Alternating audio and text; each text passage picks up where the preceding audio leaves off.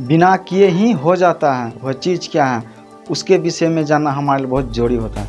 Hello friends, मैं मिथुन कुमार और Sharma office में आपका तहे दिल से स्वागत करता हूँ। दोस्तों, इस वीडियो में आज हम बात करेंगे कि कर्म क्या है, कर्म का डेफिनेशन क्या होता है, उसका परिभाषा क्या हो सकता है, उसको हम किस तरह परिभाषित कर सकते हैं और कर्म हम कितने तरह से करते हैं, कर्म का कितना रूप होता है। चलिए इस वीडियो में बात करते हैं। दोस्तों, कर्म एक ऐसा प्रश्नवाचक चिन्ह है जिसको जानना हमारे लिए बहुत ज़रूरी होता है, क्योंकि इसके बिना हमारे जीवन का अस्तित्व नहीं है, इसके बिना हमारा कोई मूल्य नहीं है, इसके बिना एक कदम भी हम आगे नहीं बढ़ सकते। दोस्तों, आप लोगों ने बड़े बड़े कीर्तन में, सत्संग में, भजन में सुने होंगे कि कर्म कीजिए, अच्छा कर्म कीजिए, स्वर्ग मिलेगा, स्वर्ग की प्राप्ति होगी, मोक्ष की प्राप्ति होगी। आप लोगों ने बड़े बड़े महात्माओं से, ज्ञानियों से, बड़े बड़े गुरुओं से सुना होगा वो इस तरह बातें वो बोलते हैं। आखिर वो कर्म करने के लिए क्यों कहते हैं, यानी अच्छे कर्म करने के लिए क्यों कहते हैं। दोस्तों, इसका भी बहुत बड़ा रीज़न है। दोस्तों, हमें एक अच्छे कर्म करने के लिए इसलिए बोलते हैं क्योंकि हमारी ज़िंदगी अच्छा हो, हमारा लाइफ अच्छा हो, हमारी सोच अच्छा हो। दोस्तों, अगर हम अच्छे कर्म करते हैं तभी हमारी ज़िंदगी अच्छी होती है। दोस्तों, अगर हम अच्छे कर्म नहीं करते हैं तो हमारी लाइफ ख़राब हो जाती है। इसीलिए बड़े बड़े ज्ञानियों ने, बड़े बड़े महात्माओं ने, पंडितों ने, गुरुओं ने हमें ये सिखाया है, हमें ये सीख देते आ रहे हैं, हमें सिखाते हैं कि अच्छा कर्म करो, अच्छा होगा। इसलिए दोस्तों, हम अच्छे कर्म की ओर जरूर जाएंगे। तो दोस्तों, बात है क्या कि कर्म क्या है या कर्म आप किसको कहेंगे। दोस्तों, हम कर्म को इस तरह परिभाषित कर सकते हैं, या किसी भी काम को जब हम करते हैं तो वो कर्म होता है, यानी मनुष्य द्वारा किए गए कार्य को कर्म कहते हैं। यानी जब मनुष्य कहता है कि मैं करता हूँ तो वो काम हो गया। अगर कोई भी हम चीज़ को करने जाते हैं, उसके बारे में सोचते हैं, तो यानी मनुष्य द्वारा किए गए कार्य को कर्म कहते हैं। तो हम कर्म को इस तरह उसका डेफिनेशन आसानी से दे सकते हैं और इसको प्रूव भी कर सकते हैं।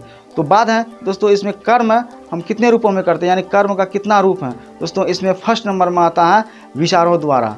यानी विचारों द्वारा क्या, यानी आप किसी के बारे में कुछ सोचते हैं, यानी कोई आपका अच्छा चाहता फ्रेंड है, दोस्त है, उसके विषय में आप सोचते हैं, एनालाइज करते हैं, क्या यार कहाँ है, कैसा होगा, तो ये भी एक कर्म हुआ। आप अगर किसी के विषय में सोचते हैं या उसको देखते हैं मन में, अंतरात्मा में, तो ये भी एक कर्म हुआ।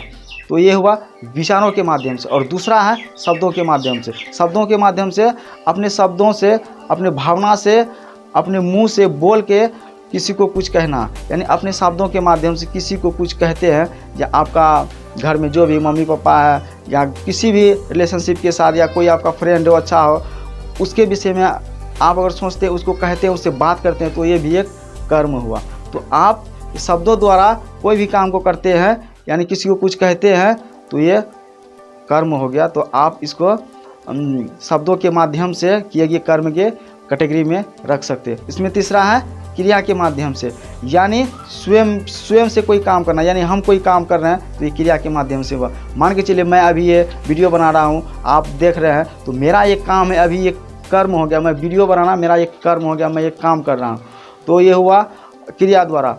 और इसमें चौथा है, तीसरा पॉइंट से मिलता जुलता है, इसमें चौथा है क्रिया द्वारा, यानी आप दूसरे को निर्देश देते हैं, यानी आप अपने शब्दों से दूसरे को काम करने के लिए निर्देश देते हैं, तो वह आपका काम करता है, तो वह भी एक कर्म हुआ, यानी क्रिया द्वारा कर्म हुआ। यानी आप अगर उसको बोलते हैं, भाई ये काम कर दो, वो काम कर दो, मेरे साथ वहाँ चलो, ये कर दो, हमसे नहीं हो रहा, तो इस तरह का आप दूसरे को जो निर्देश देते हैं तो वही कर्म हुआ। दोस्तों, आप समझ चुके होंगे कि कर्म हम कितने तरीक़ों से करते हैं, और बिल्कुल आपको यह पूरी बात समझ में आ गई होगी कि कर्म क्या होता है, कर्म का डेफिनेशन जरूर समझ में आ गया। सो डेट फ्रेंड्स, आई होप कि वीडियो आपको अच्छी लगी होगी। इसमें आपको क्या क्या समझ में आया, क्या क्या समझ में नहीं आया, कमेंट में जरूर लिखिएगा। तो जय हिंद, वंदे मातरम।